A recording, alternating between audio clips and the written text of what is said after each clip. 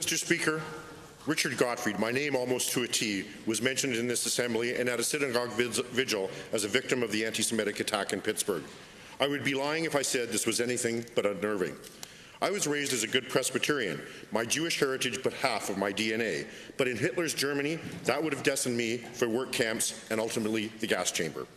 In the fall of 2016, I learned that the fate of over 68,000 Polish Jews from Łódź, the birthplace of my father, was eventual liquidation.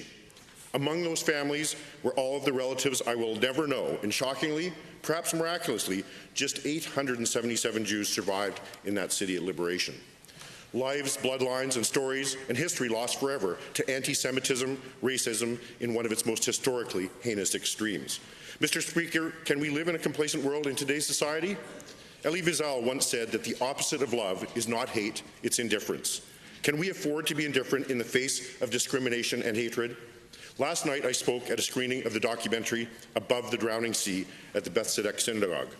Ho Fengshan, Chinese Consul General in Vienna at the time, and known as the Chinese Schindler, single-handedly saved over 20,000 European Jews. This at a time when Canada said none was too many.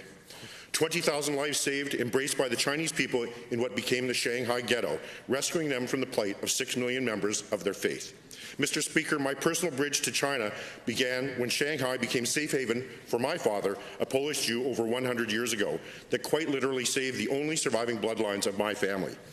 We must all be vigilant, we must be strong and principled, and fiercely defend against any resurgence of anti-Semitism, racism, and hatred in all its forms across Alberta and around the world. We must all do our part, each and every day, in not being complacent or indifferent to words or acts of hatred in our midst. Mr. Speaker, let's ensure that never again are more than just a phrase of conscientious reflection. Thank you.